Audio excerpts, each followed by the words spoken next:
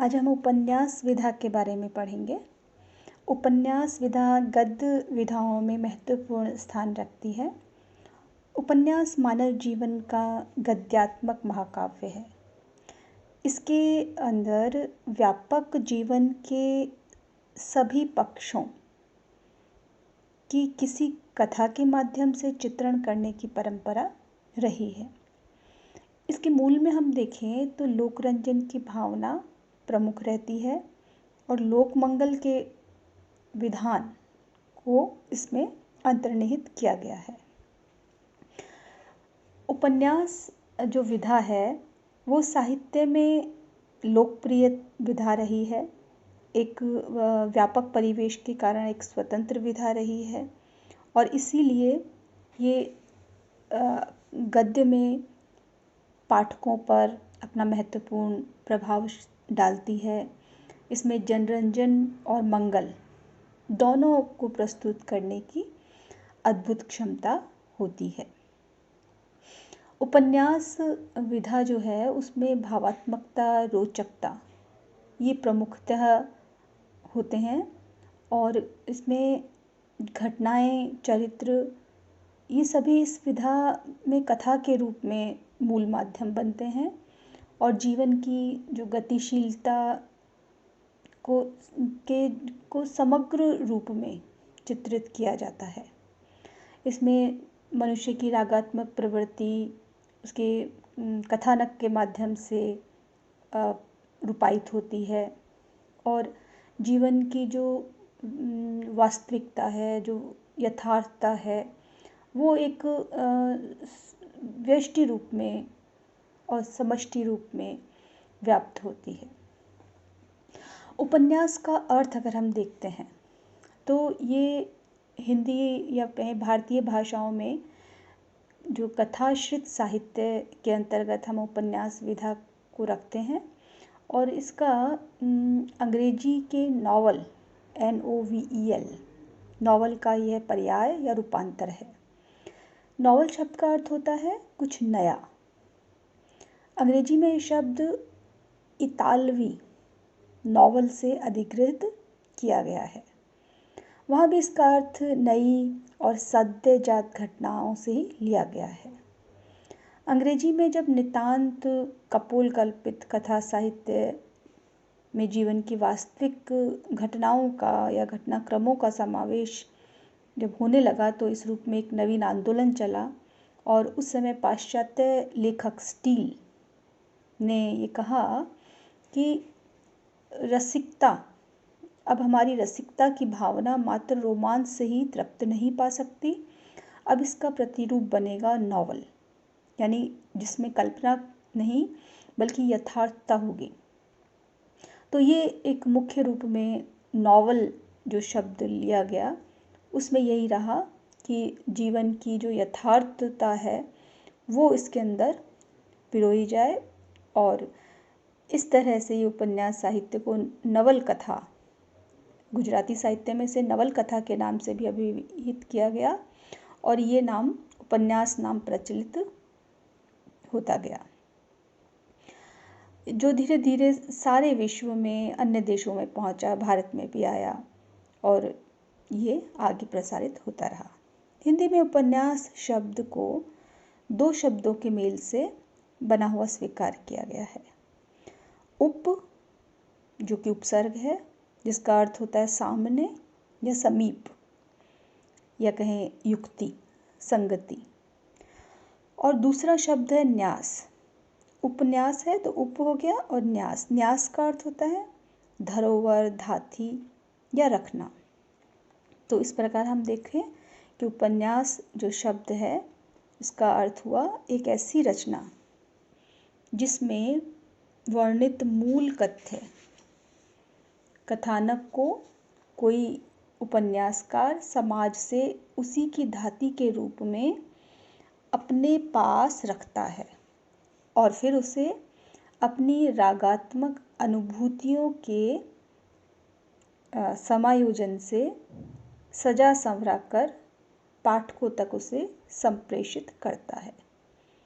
तो इस अर्थ में स्पष्ट हुआ कि उपन्यास एक प्रकार से मानव जीवन के व्यवहार जगत का रागात्मक प्रतिबिंबन एवं दर्पण है।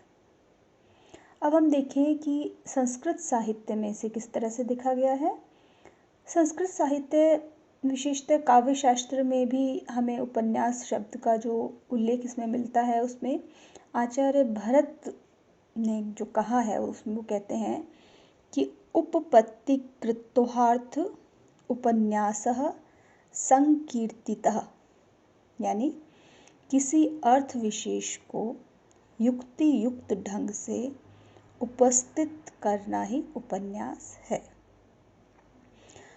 यानी आचार्य भरत का जो उपन्यासः प्रसादनम, यानी उपन्यास मन को हर्षित या आनंदित करने का कार्य करता है, ये भाव आचार्य भरत के रहे हैं। अब उपन्यास की जो परिभाषा है उसमें हम देखें कि जो भारतीय और पाश्चात्य विद्वानों ने अपने ढंग से अलग अलग तरह से इसकी जो परिभाषाएं दी हैं, उसमें हम पहले पाश्चात्य विद्वानों के मत को देखें तो जो न्यू इंग्लिश डिक्शनरी है उसमें उपन्यास के लिए कहा गया है कि उपन्यास एक लंबी काल्पनिक कथा या काल्पनिक प्रकथन है जिसके द्वारा एक कार्य कारण श्रृंखला में आबद्ध कथा वस्तु में वास्तविक जीवन के प्रतिनिधि पात्रों एवं कार्यों का चित्रण हुआ करता है। तो देखिए, एक लंबी काल्पनिक कथा और उसमें क्या आया, कथा वस्तु में वास्तविक जीवन, जो जीवन की यथार्थ घटनाएं हैं, जो यथार्थ जीवन है हमारा, और उसका प्रतिनिधि पात्रों के द्वारा और उनके कार्यकलापों के द्वारा कथा का चित्रण होगा। इसी तरह फ्रांसिस बेकन जो पाश्चात्य विद्वान है, उनका कहना है उपन्यास कल्पित इतिहास है। पर आज हम इसे कल्पित इतिहास मात्र नहीं मानते हैं। तो पाश्चात्य साहित्य के उद्भव के मूल में मात्र कल्पित होने की धारणा भी हम इस नहीं स्वीकार करते हैं और इसीलिए इनकी जो परिभाषा है उसको उचित नहीं ठहराया गया। अब पाश्चात्य विद्वान फील्डिंग कहते हैं कि उपन्यास एक मनोरंजन पूर्ण गद्य महाकाव्य है। तो यहाँ इन्होंने सिर्फ मनोरंजन माना है, जबकि उपन्यास का जो हेतु है वो सिर्फ मनोरंजन नहीं है, बल्कि उसका मंगल, लोक मंगल की भावना भी उसमें समाहित होती है। इसी तरह से हम देखें क्लास रीव की जो परिभाषा है उसको हम थोड़ा युक्तियुक्त मान सकते हैं। वो कहते हैं उपन्यास समकालिक युग के यथार्थ जीवन और उसकी रीति नीतियों का चित्र है। तो इसमें यथार्थ और जो जीवन की जो नीति है, रीति है, उनका चित्रण है। इस तरह से पाश्चात्य विद्वानों ने अलग अलग इसकी व्याख्या की है। अब हम देखें हिंदी के जो विद्वान हैं वो क्या कहते हैं उपन्यास को लेकर।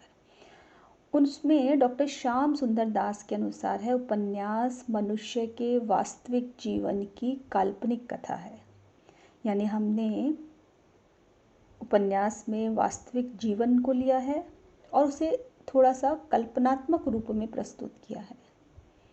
तो इसी तरह से जो उपन्यासकार हैं, उपन्यास सम्राट हैं मुंशी प्रेमचंद, उनका क्या कहना है देखते हैं। वो कहते हैं कि मैं उपन्यास को मानव चरित्र का चित्र मानता हूँ। मानव चरित्र पर प्रकाश डालना ही उपन्यास का मूल तत्व है। तो क्या कहा उन्होंने, उनका क्या जोर रहा कि मानव चरित्र पर प्रकाश डालने से क्या होगा, रंजक और रक्षक दोनों प्रकार के तत्व अपने आप आ जाएंगे, लोक रक्षक और लोक रंजक। तो इस प्रकार हम देखें कि जो जयशंकर प्रसाद हैं वो क्या कहते हैं। उनका कहना है मुझे कविता और नाटक की अपेक्षा उपन्यास में यथार्थ का अंकन सरल प्रतीत होता है। और जिनेंद्र कुमार क्या कहते हैं, देखिए, पीड़ा में ही परमात्मा बसता है। मेरे उपन्यास आत्मपीड़न के ही साधन हैं, इसलिए मैंने उनमें काम वृत्ति की प्रधानता रखी है, क्योंकि काम की यातनाओं में ही आत्मपीड़न की तीव्रतम रूप है। तो इन्होंने दार्शनिक रूप से इसकी व्याख्या की है। उसी तरह से देखें हम बाबू गुलाब राय ने जो परिभाषा दी है उसमें भारतीय और पाश्चात्य दोनों जो विद्वानों का जो मत है उसका सार तत्व हमें दिखाई देता है। वो कहते हैं कि उपन्यास कार्य कारण श्रृंखला में बंधा हुआ वह गद्य कथानक है जिसमें अपेक्षाकृत अधिक विस्तार और पेचीदगी के साथ वास्तविक जीवन का प्रतिनिधित्व करने वाले व्यक्तियों से संबंधित वास्तविक या काल्पनिक घटनाओं द्वारा मानव जीवन के सत्य का रसात्मक रूप से उद्घाटन किया जाता है। तो इस प्रकार हमने देखा कि उपन्यास जो है वो वास्तव में जीवन का कौशलपूर्ण अभिव्यक्ति है, जीवन की कौशलपूर्ण अभिव्यक्ति है। उसमें जीवन के जो सत्य हैं उनको रूपायित किया जाता है और जो जीवन की व्यवहार नीतियाँ जो हैं उनका परिचय दिया जाता है और जो उपन्यासकार है वो पाठक तक अपना संप्रेषित भाव रखता है और इस तरह उसमें लोकरंजन और लोक मंगल दोनों भावों का समावेश होता है। उपन्यास के तत्वों पर अगर हम देखते हैं तो उपन्यास के तत्व मुख्यतः 6 माने गए हैं। पहला कथानक या जिसे हम कथा वस्तु भी कहते हैं, दूसरा है पात्र और चरित्र चित्रण, तीसरा है संवाद, चौथा है देश काल वातावरण, पांचवा भाषा शैली और छठा है उद्देश्य। तो कथानक में जैसे हमने देखा कि विभिन्न प्रकार की घटनाएं जो उसके घात प्रतिघात है और उन पात्रों जो संबद्ध पात्र हैं उनके जो क्रियाकलाप है उसके आधार पर ही उपन्यास की कथा योजना बनती है। और इसमें जो कथानक है, जो कथावस्था है, वो एक प्रमुख कथा होती है, प्रधान कथा जिसे कहते हैं, और उस प्रधान कथा के साथ में दूसरी अन्य कथाएं उससे जुड़ी हुई है, वो भी जो आधिकारिक कथा के साथ में जो उसकी सहायक कथाएं हैं वो भी साथ साथ में चलती रहती हैं। दूसरा हम देखते हैं, और इसमें जो कथानक में जो है वो कथानक का जो क्रम होता है वो पहले आप कथा सूत्र का चुनाव करने के बाद में आप उसका पहले विकास बताते हैं स्वाभाविक रूप में, फिर उसका उत्थान बताते हैं और उत्थान के बाद है कथा जो अंतर संघर्ष करती हुई चरम तक पहुंचती है और चरम पर पहुंचने के बाद उसका जो आरोह या परवसन यानी पहले प्रस्तावना हुई, संघर्ष हुआ, चरम बिंदु हुआ, फिर आरोह हुआ, नीचे उतरी, अवरोह और आरोह हुआ, उसका जो पर्यवसान हुआ कह सकते हैं वो हुई। तो इस तरह से घात प्रतिघात करते हुए जो कथानक चलता है। अब दूसरा जो है वो हमने देखा कि तत्व में पात्र और उसका चरित्र चित्रण।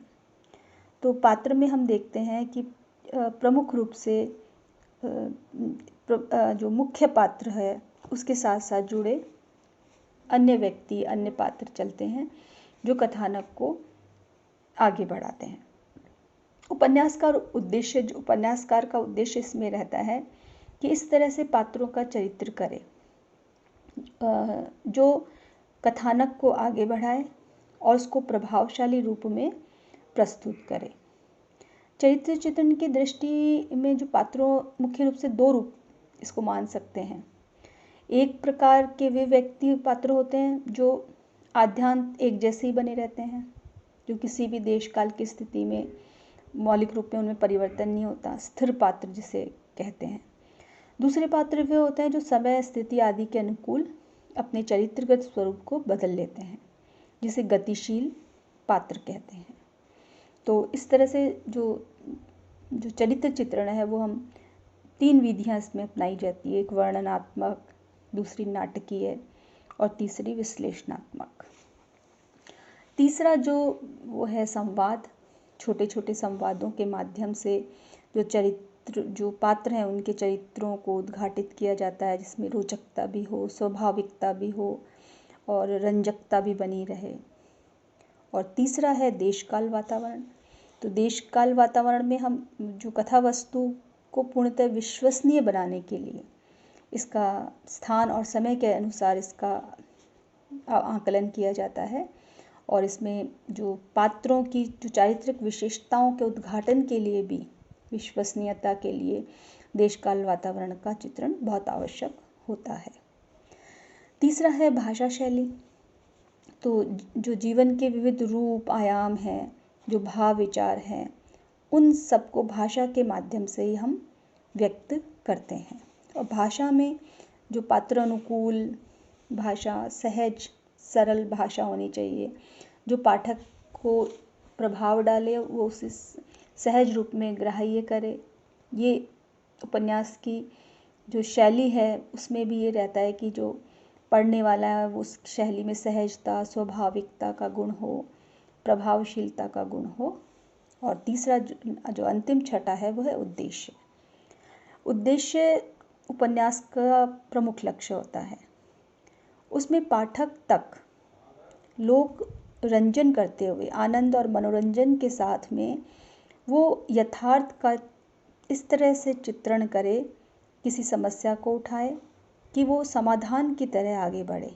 सिर्फ समस्या को उठाना नहीं है, बल्कि वो एक ऐसा आदर्शवादी ढंग से उसका यथार्थ भी हो और आदर्शवादी ढंग से वो उसका दोनों का समन्वय करते हुए अपने प्रतिफलन तक पहुँचे। और जो मनोरंजन के साथ साथ है उसकी उपयोगिता का जो पक्ष है, जो उपन्यासकार है उसका ये लक्ष्य होना चाहिए, उसका ये जवाबदेही होनी चाहिए कि वो आदर्श और यथार्थ दोनों में समन्वय रखते हुए उपन्यास का आदर्शोन्मुखी उसका अंत करे, और उसका उद्देश्य मंगल और रंजन दोनों होना चाहिए।